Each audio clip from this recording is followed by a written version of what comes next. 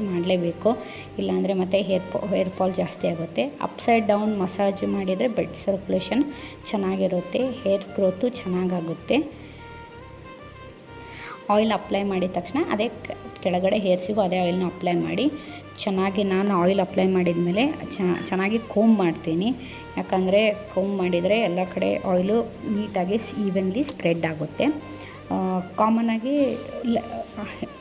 ಹೇರ್ನ comb ಮಾಡೋ ಹೊತ್ತಿಗೆ ಕೆಳಗಡೆಯಿಂದ ಮೇಲ್ಗಡೆ ಕೋಂಬ್ ಮಾಡಿ, ಯಾಕಂದರೆ ಹೇರ್ ಫಾಲ್ ಜಾಸ್ತಿ ಆಗಲ್ಲ. ನೀವು ಸಡನ್ನಾಗಿ ಮೇಲ್ಗಡೆಯಿಂದ ಬಂದರೆ ಅವೇನಾದರೂ ಟ್ಯಾಂಗಲ್ ಆಗಿದ್ದರೆ ಹೇರ್ ಫಾಲ್ ಜಾಸ್ತಿ ಆಗುತ್ತೆ. ಅದಕ್ಕೆ ಕೆಳಗಡೆಯಿಂದ ಸ್ಲೋಲಿ ಹಿಂಗೆ ನಾನು ಯಾವ ಥರ ಮಾಡಿದ್ದು ನೋಡಿ ಆ ಥರನ ಹೇರ್ನ ನೀವು ಕೋಂಬ್ ಮಾಡ್ಕೊತ ಬಂದರೆ ಹೇರ್ ಫಾಲು ಜಾಸ್ತಿ ಆಗೋಲ್ಲ. ಹೇರ್ ಫಾಲ್ ಅಂತೂ ಕಾಮನಾಗಿ ಎಲ್ರಿಗೂ ಹಾಗೇ ಆಗುತ್ತೆ, ಅದೇನು ತೊಂದರೆ ಇಲ್ಲ. ಬಟ್ ನೀವು ಅಬ್ಸರ್ವ್ ಮಾಡಿ, ನೀವು ಯಾವಾಗಲೂ ಮೇಲ್ಗಡೆಯಿಂದ ಕೋಂಬ್ ಮಾಡಿದರೆ ಜಾಸ್ತಿ ಹೇರ್ ಫಾಲ್ ಆಗುತ್ತೆ. ಬಟ್ ಈ ಥರ ಮಾಡಿದರೆ ನಾನು ತೋರಿಸಿರ್ತೀನಿ ಎಷ್ಟು ಹೇರ್ ಫಾಲ್ ಆಗಿದೆ ಅಂತಂದೇಳಿ.